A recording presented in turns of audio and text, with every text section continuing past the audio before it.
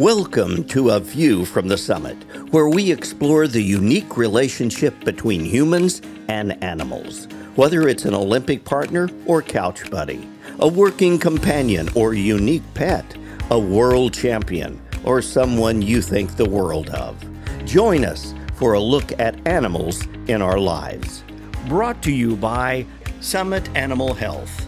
Hello, everyone, and welcome to another episode of View from the Summit. My name is Steve Searcy, and I get to be your host. And today, we're going to kind of let the cat out of the bag. But before we do that, I want to say hi to Robin Benson, my co-host way up there in Minnesota on her ranch. What's going on there, Robin? Hey, Steve. Thanks. It's great to be here. It's a beautiful fall day. We finally got some rain. The leaves are absolutely gorgeous right now. We're soaking up every minute that we have before the snow flies, which we like snow, but it's a little long. And I'm just happy to be here. And what's super fun is Julie, who is joining us today from her Furball Farm Sanctuary, is also in Minnesota, which is really fun because, you know, we're tag teaming. So we're teaming up on Steve. We're both coming at Steve from Minnesota, which is fun. Minnesota's awesome. So Julie, tell us a little bit about you and where you're coming to us from. I know you're at the sanctuary now. Hi, well, I'm actually in Faribault, Minnesota.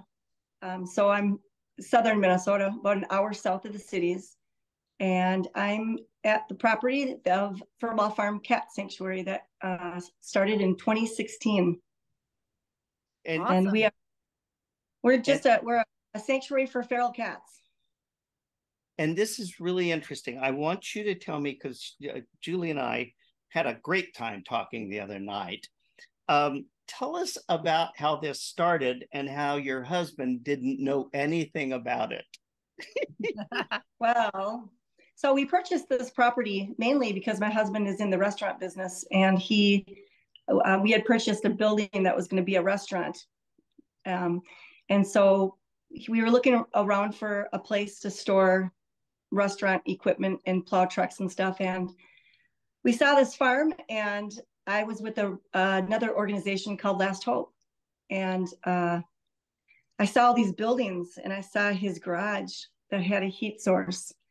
And I decided to let my friends at Last Hope know that if you had any cats that were not adoptable for behavioral issues, such as inappropriate urination, despite being healthy, so there's no medical reason, I'll take some of them off your hands and provide them a good, loving life.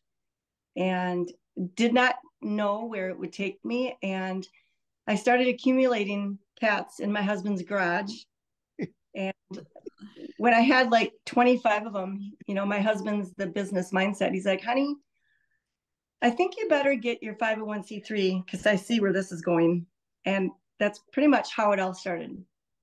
But then tell the story about when your husband said, okay, I'm going to retire. And you said, well. Yeah, okay. So now I've got my 501c3 going, and I'm actively recruiting pooper scoopers and seeing the immense need for safety homes for feral cats, right?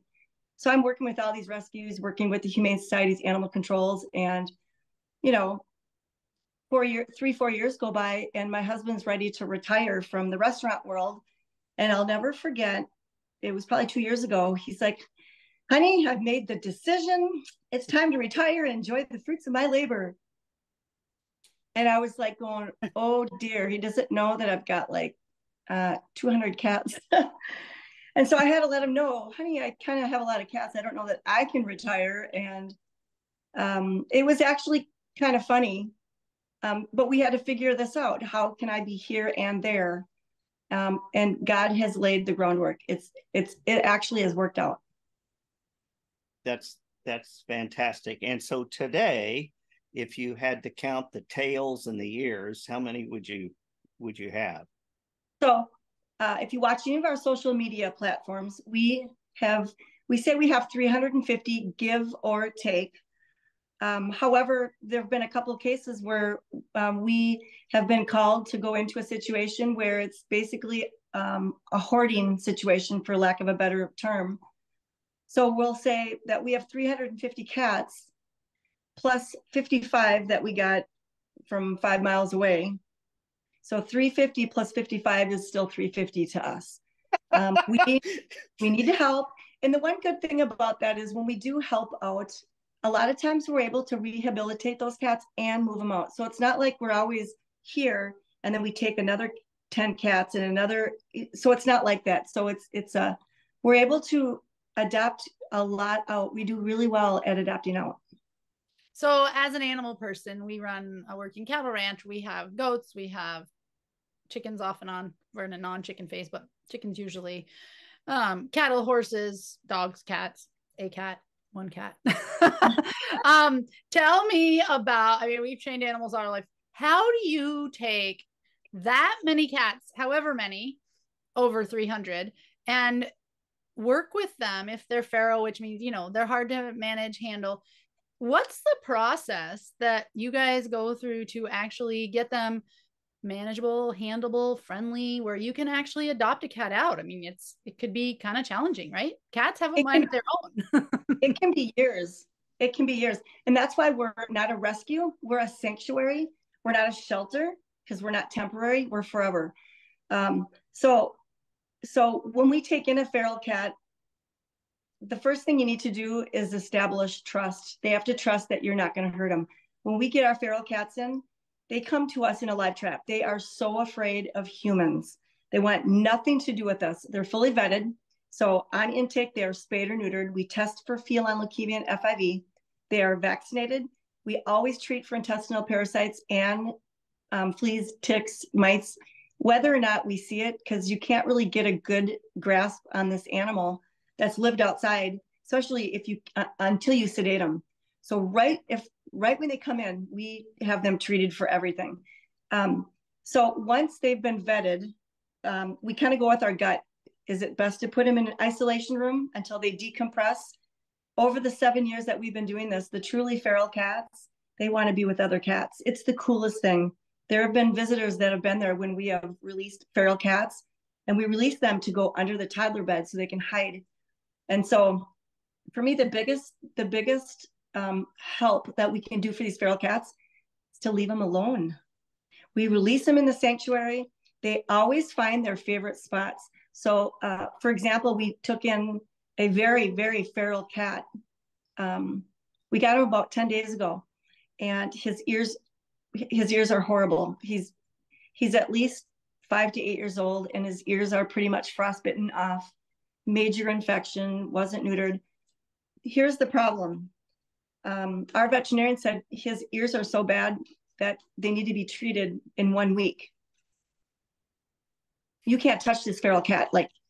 So what we did was we had to put him into a cage, which isn't good for feral cats, but it's a necessary evil. And then he was so feral that he actually broke our cage, broke it in the area that we had it. We had to retrap him, and it took us about 5 days to retrap him, and I chronicled it. But here's the cool thing is yesterday we trapped him, we brought him in. I flushed out his ears. He was sedated, and we retreated his ears, and we released him underneath the toddler beds. He went right to his friends that he didn't know, and he settled in right with those cats. Then this morning we looked for him, and he's already found his spot up high. So in our sanctuary, we provide a lot of places for cats to hide. I think that's the best thing you can do for a feral cat, which makes it interesting when we get a lot of pleas for people to take in cats, and they say, we don't have the time to work with our cats, and we really need somebody that has more time. And I'm just like, us with 350 cats, and you have the one. So I kind of, all it is just the education. They just don't really understand. So it's not like we necessarily work with them, but what we do is after they don't run, we start using handheld treats. Huge progress we make with handheld treats. So, but it's at their pace. We don't push it. So Julie, tell me the most cat-centric, heartwarming story that you can think of from your past 6 years or so doing this. Probably Will. So Will is famous. He's been on TV. And so we got Will. He showed up on some property in southern Minnesota. Ears were gone. I think he had one or two teeth, and he was emaciated, and he hated life, hated people, and he was dying. And so I accepted him in. And this was right before we moved into our new building. We started in a garage. We were legit in my husband's 5-car garage for 5 years. And we were so close to moving into the new sanctuary. And so we took him in, and I was like, he's going to have to sit in a cage. I'm so sorry. Because if I let him go in the garage, we're going to have to retrap him, and that's going to be difficult. Change is hard on cats. So he stayed in this house in a cage. And he was one of the first cats to go into the new sanctuary. And he would hide in a cat tower, and he would smack us. You know, we'd be like, where's Will? And we'd see Will in this cat tower, and he'd pop his head up, and he'd just try to go after you. And he was like Oscar in the garbage can on Sesame Street. And, you know, his ears are gone. He's so pathetically cute looking. And by the way, we did have his teeth removed. Well, I have 1 or 2 teeth, right? So anyways, about 6 to 8 months, he was always in his garbage can. And so followers started sending us long spoons to put canned food on. And it was slow and steady, and he started coming out. He still slapped us. And I would say about a year after we took him into sanctuary, he let us pet him.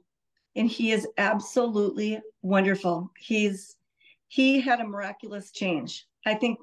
And that's why I always say feral isn't forever, you know. He just didn't know human contact. Will was a kitten that never got proper socialization. And that's what all our feral cats were. They were cute, cuddly little kittens that nobody took the time to socialize. And that's why they're furballs. And how do stories like Will's affect you? It makes you cry when the lights switch. It makes you cry with happiness. And it makes you cry with sadness that there's all kinds of Wills out there that need help. Their ears are freezing off. Their paws, they're full of worms. And, you know, just living out there is horrible. Always on guard. Always a coyote could be, you know, stalking them. It's not a fun life. And so we are happy. And Will has provided huge education, because a lot of people don't really realize, because ignorance is bliss. And so we have so many followers on social media that are understanding. And we say, if you feed, you breed suffering. Please spay and neuter the cats you feed. And so they'll see our Wills who have no ears. Our Tank has no ears. Our James has no ears. We have another one named Baker that just came to us. His ears are scarred cauliflower. And I'll tell you, I was doing a live 2 days ago, and he was low enough where I could reach him. And I stuck my hand out and I started petting him, and he did not like it. He did not like it. And I kept scratching his neck. And I had to stop talking because I almost cried on social media, because he turned around and he did this to me, put his head on my hand. And I'm like, we thought you were feral, Baker. And he wasn't. And so there was like a moment of silence where I had to compose myself, because I just wanted to cry. So I love the sanctuary. We have so many good people that are just like me. They're passionate about cats, you know, and everybody's got their passion. Horses, dogs, you know, ours is cats. I think God provides everyone with their own unique passion, and this is ours. So you obviously have this passion, but you have over 650,000 other followers who also have passion for what you do. And tell us about the sanctuary. Tell us about how it runs. You said your husband did retire. The sanctuary is obviously a 501c3, which is nonprofit. So 350 plus cats, the magic, however many more numbers. How does the sanctuary keep going? How do you get enough help? How do you feed the cats? Like, how does it work? So it's interesting, because I've had people say, "Gal, if I hit the lottery, I'm going to do what you do." And I say, "Nope, you'll fail. You'll fail. You have to start with 1 cat, 2 cats, 3 cats. Start with a couple volunteers. And the first 3 years of any rescue, any 501c3, the first 3 years are difficult. You struggle. You're poor. You have no money. You're begging. You're asking for donations. And my husband had to pay the majority of our bills. And so as I started doing these little dumb fundraisers, you know, we all do them, fundraisers, and try to get people to look at me, look at what we're doing. The donations started coming in where people would, they would donate. So I wasn't using my husband's money all the time, but truly, the social media, we started doing lives and videos and actually showing a lot of cats. I was kind of afraid to show a lot of cats. I was a vet tech, just so you know, so I'm not just some person that's not educated in this animal world. I was a vet tech for 10 years, and I have veterinarians that I worked for that are on my board. I've got vet techs. I surrounded myself with a good team. And we started doing videos at the risk of people saying, you have too many cats. But they're all well cared for. And I was not shy to show some of our cats are obese, they're fat. Sorry, we have to free feed. As we did those videos, people started following us and seeing what we do. And it was like the snowball effect when we were allowed to add music. I think music was key. When they allowed us to do reels, when Facebook allowed us to do reels, that's where it really grabbed at people's hearts and the donations came in. And then social media, such as YouTube, thank you, YouTube. Those platforms are actually putting ads on our content and helping us pay. But it was a struggle to get all those followers. I have a lot of friends that run a rescue that would like me to put their rescue on blast on my page. And I say, no, you have to earn your followers. You have to walk the walk. And I've not been to your place. I don't know what goes on behind your doors. And you just have to earn the trust from your followers. Our followers trust us. So how do we afford all this? Yeah. Followers and social media. Julie, that's the financial part, but the other part is the part that you really can't buy, and that's the caring hands that do the work. And you and I touched on this the other night, and I'd like for you to share about the truly unique human experience, the community that this sanctuary has spawned. It's amazing. We have people from all walks of life. We have physicians, we have retired people, we've got people with disabilities. They come in. We've got people from group homes that come in, and they will wash dishes, they will clean toys, and they take great pride in disinfecting those toys. We have over 70 volunteers that rearrange their lives to come in and take care of these formerly unwanted cats, and to see the smiles on their faces. We even had a volunteer come in that was, don't know the nature of his disability, but he looked like he was a quadriplegic in a wheelchair, beamed with pride as he rolled around the sanctuary. But we have them from all walks of life. And I truly believe it's almost like therapy. Everybody's got their troubles in this world, and you go to this farm and we're all happy and scooping poop and cleaning up this and that. And we all look at each other going, this is crazy, but it's fun and it's passion. And I think the cats draw us to them. Yeah. That's amazing. Yeah. So you mentioned a little bit ago, but like hoarding situation versus a sanctuary. I know that could be a sensitive subject for some people, and some people may not understand, but can you kind of share the difference?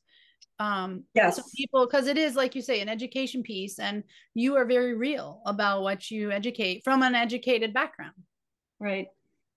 So I know of another wonderful sanctuary in the United States, Heart of Gold, but doesn't have my background. And so the difference between, in my opinion, my educated, experienced opinion, between a sanctuary and a hoarder is a sanctuary actively tries to adopt out the cats that belong in homes. The last thing I want to do is we say we don't want to paint a furball as being a forever furball. We've had furballs there for 5 or 6 years. What we say is we're going to adopt this cat out, because I'll have a person say, I really need to adopt Billy. He pulls on my heartstrings, and I know he's been there for 5 years. What we do is we say, yeah, we will adopt him to you. You have to give him time to transition, make sure he's eating, give him months. But if he shuts down where he's not eating, we need them back. I will give you your money back. And so they sign a contract. We also only adopt out within 2 hours for those cats. Now, if we take in kittens or they don't have baggage, we don't have a radius. But if it's a cat that came in feral or that is going to have a difficult transition, we want to make sure we get that cat back. This other sanctuary that's wonderful, absolutely loves cats, has had their cats there since they were kittens. And I went and I volunteered, and I was shaking my head going, 50% of these cats shouldn't be here. And so I think that a lot of people that want to run a rescue or a sanctuary, they want to hold on to those cats and keep those cats. But the day that you start doing that, there's a finite day where you can't take care of them. And that's a real concern. And I remember in our early days, I love Betsy, and I know she's going to watch this, but we had a board meeting and we had some cats that I said, we're going to adopt out these 2 cats. And she said, no. And she actually brought me the definition of what a sanctuary is. And it's where they live their life out, right? But I said, that's if they're feral. We are only a sanctuary for cats that need it. So that was, and you know what, when you start, you always think you're going down this road, and then all of a sudden there's a fork in the road. That was the fork in my road. I had to tell my board members, we're a sanctuary, but we need to adopt out, or we're going to have 1,000 cats. And then one day we can't take care of them. So we try our best to stick to not take in cats. Matter of fact, we offer a low-cost spay-neuter program. If you feed, you breed, let us help you spay and neuter. We can't take your cats in, but we can teach you and educate you on how to properly take care of your feral, and they won't reproduce. So wow, that's a huge service too, a huge service to the community, really. And it's the quote, I think it's Maya Angelou, that says, we do better when we know better. What is the quote? I'm going to butcher it now, but we do what we know until we know better, and then we do better. And you obviously are giving that gift to your cats there, and also people connected with you, by evolving your program to best serve the cats that you have, and potentially other cats, right? That, may need to come to your sanctuary for other extenuating reasons. But I love that you're working with people to help them learn, so the cats can stay there. I'm just amazed at the cat community, the human community, and that has to be a lot to that takes a lot of energy. How do you keep going, Julie? What's in your heart, or what's in the fire in your belly? How do you, every day, you've got board, you've got volunteers, you've got cats, you've got poop to scoop. How? I think we're like a family. I think we become family. It's the coolest thing. We feed off of each other. They recognize when I'm tired or when they're tired. I think I say teamwork makes the dream work. And I can tell you that being as transparent as we are, we get a lot of unnecessary comments and messages. I think that is what will take the toll out of me. And I've gotten stronger over the years, but it still takes a toll. When you open yourself up to the public, you're going to get a lot of criticism.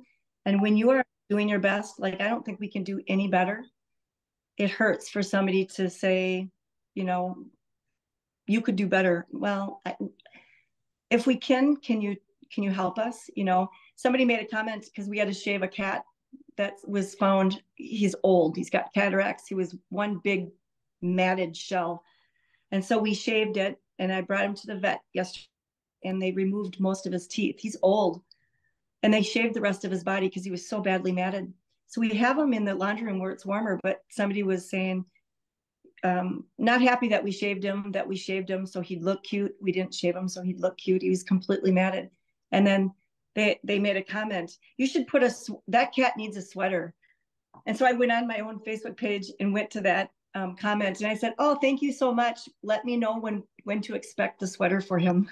So I love that. And that's profound, because in today's day and age, everybody finds it, or most people find it really easy to type a comment when they have that level of removal from what they're actually working with, from you, from the cats.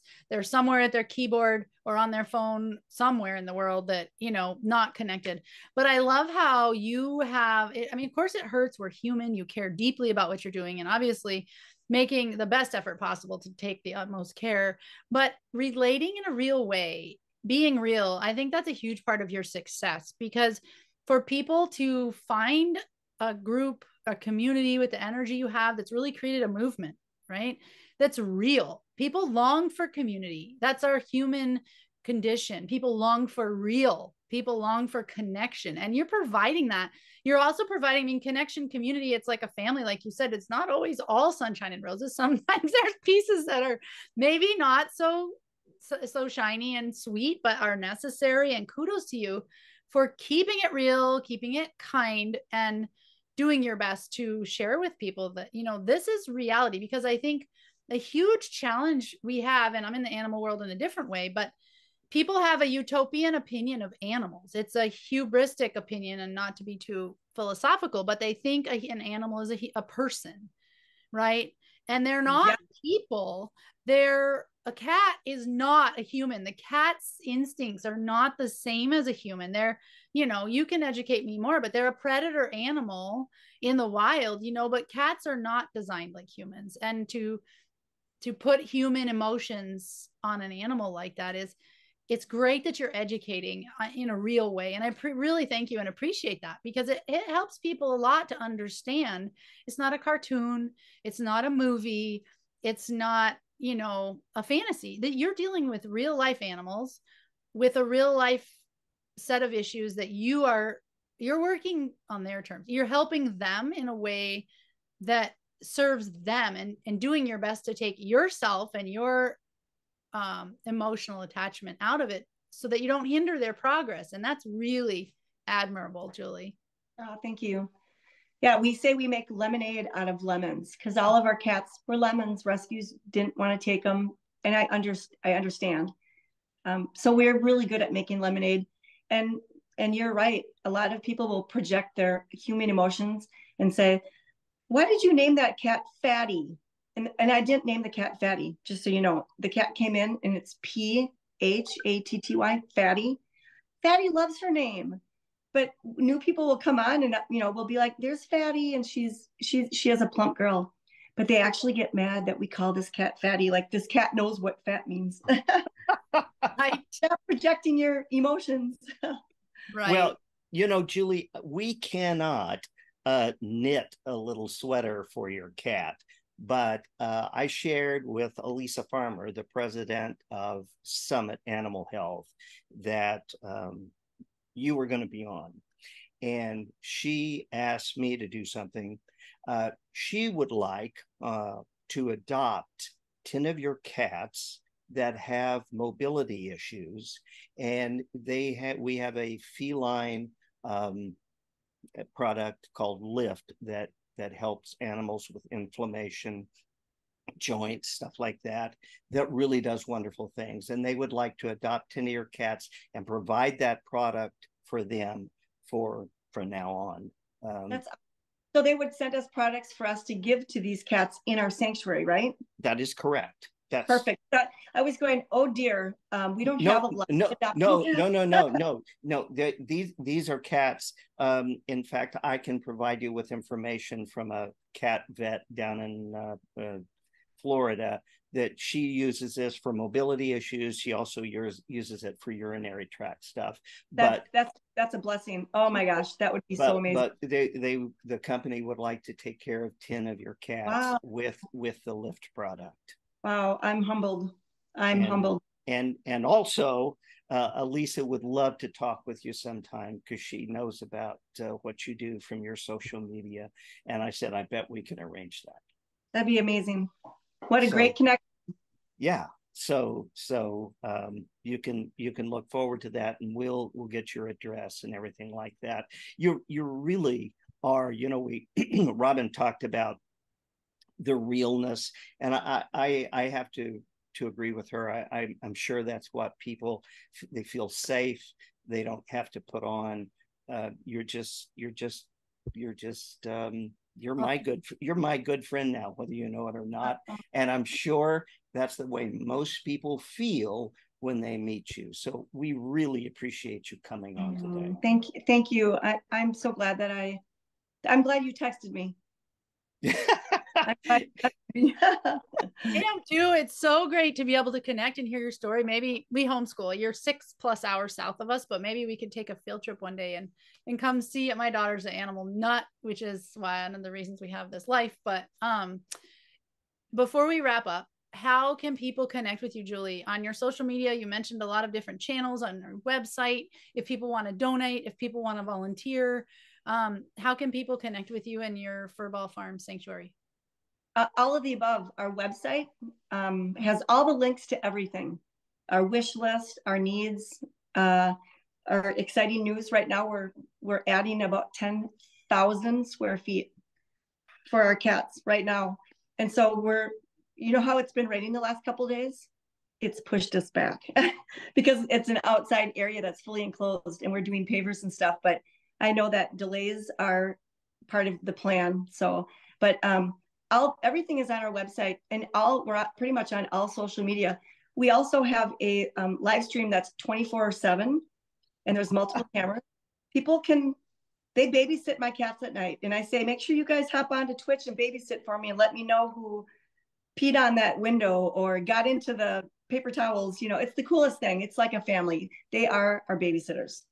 So we will make sure and include in the show notes. So you guys, whether you're watching on YouTube or whether you are listening on Spotify or wherever you get your podcasts, we will make sure and include the website and all of the links to connect with Julie and her amazing. And you watch them. That'd be so fun to watch. Well, I listen, this could be the answer to a lot, Julie, because I don't sleep well. I have insomnia. So I may just get up, instead of counting sheep, I'll count cats. Oh my gosh. Then you'll fall asleep. You'll fall asleep. Or maybe there'll be some good shenanigans going on. Oh yeah, it's exactly. Well, again, thank you. Thanks, Robin. It's always fun. And thank you, ladies and gentlemen, for watching. You'll see us next week on another View from the Summit. Thanks for joining us for A View from the Summit. This program is made possible by Summit Animal Health. Check them out online at summitanimals.com. Thanks for joining us again, and we'll see you next week for another View from the Summit.